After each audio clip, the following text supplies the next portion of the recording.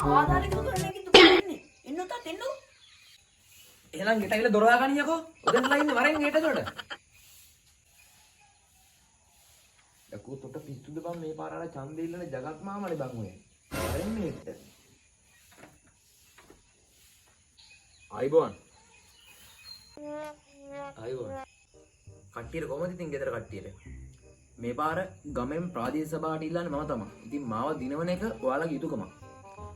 ඔව් දන්නවා මන්ටි දන්නවා. ඔයාලට දැන් මොනවද තියෙන ප්‍රශ්න? මහජන නියෝජිත වශයෙන් අපි මේවා දැනගන්න ඕනේ. ඒක ඔයාලට සේවය කරන්න අපි ඉන්නේ. කියන්නකෝ බලන්න ඔයාලට තියෙන ප්‍රශ්න. වෙන්නේ එහෙම ටික ලොකුවට ප්‍රශ්න නෑ මන්ටිතුමා. ආර්ථික ප්‍රශ්නේ තමයි තියෙන්නේ. අයියෝ ආර්ථික ප්‍රශ්න ගැන හිතන්න එපා. අපි 2048 වෙද්දි මේ රට සම්පූර්ණයෙන්ම ආර්ථිකය සංවර්ධනය කරනවා. පුතා ඒකක් කතා කරන්න මේ මන්ටිතුමාට.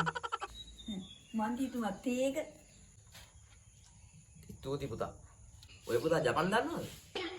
වන්දෙක්කිසි වන්දෙස්කා නෑනේ මන්ටිතුමා. එහෙනම් ජපන් ඉගෙන ගන්න පුතා. විදේශ අධ්‍යාපනයක් කරා යන්න නම් ජපන් ඉගෙන ගන්න ඕනේ. ජපන් ඉගෙන ගන්න පුතා අනිවාර්යෙන්ම. මොනවද අප්පා මේකේ මේ ලුණු රහක් යනවනේ. පුතේ මොනවද මේ මන්ටිතුමා කියන්නේ? උඹ මේ තේකට මොනවද මේ ලුණු රහක් යනවා කියන්නේ? උඹ මොනවද දැන්නේ මේකට? ආර්ථික ප්‍රශ්නේ තාත්තේ සීනි තිබ්බේ ලුණු ටිකක් දැම්මේ තාත්තේ. පේනවනේ මන්ටිතුමා. ගෙදර සීනි ටිකක් වදිනවා. ඒකින් තමයි ලුණු දාලා දීලා තියෙන්නේ. ඔයාලා හදපු රට තමයි අපිට. සීනි නැත්තම් කහඩයක් කරේ දාන්න තිබ්බනේ අපෝ. ලුණු දාන්නේ ලැජ්ජ නැද්ද අපිට? අනේ සමාවෙන්න මන්ටිතුමා සමාවෙන්න.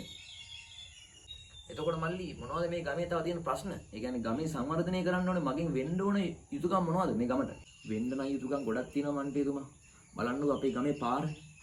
බබෙක් හම්බ වෙන අම්මා කෙනෙක් පාරේ ගෙනියවොත් එහෙම බබා හම්බ වෙනවා. බලන්නකෝ අපේ පාලම කැඩලා තියෙන්නේ. වාහනයක් වැටේ කියලා බයේ ඉන්නේ.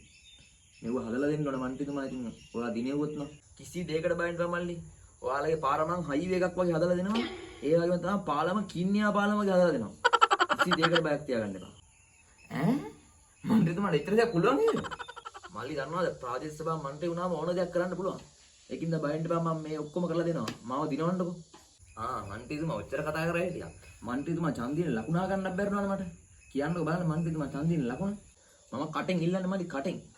මතක් කරලා මම 6 වෙනිදා උදේම ගිහිල්ලා කටට දෙන්න. කටට දෙන්න? අසොරසොරි වැරදුනා. උදේම ගිහිල්ලා කටට ඉස්සරහ කතිරයක් ගහන්න. එහෙනම් කමක් නැහැ මන්ත්‍රීතුමා. මං හිතේ මේ වෙන එකක් කියලා. දැන් මන්ත්‍රීතුමා මම මේ අපිට පොඩ්ඩක් තරහ වෙන්න නම් එපා. දැන් මන්ත්‍රීතුමා ඔය ස්වාධීන කණ්ඩායම් වලින් ඉන්නන්නේ දිනන්නමද? ඔය පොඩි පක්ෂ වලින් ඉන්න වැඩක් නැහැ නේද? ලොකු පක්ෂ වලට ඡන්ද වැටෙනවනේ. ඔය පොඩි පක්ෂෙන් ඉල්ලන්නේ දිනන්නවද මන්ත්‍රීතුමා? පිස්සුද මල්ලි? ප්‍රාදේශ සභාව ඉල්ලන කට්ටියට රුපියල් 15000 දීමනාවක් දෙනවා. ඒ 15000 ගන්න මල්ලි ඡන්ද ඉල්ලන්නේ. ඉතක්කින් රුපියල් 15000 ගන්නද ඔය මෙච්චර මම පොරේ ගැහුවේ?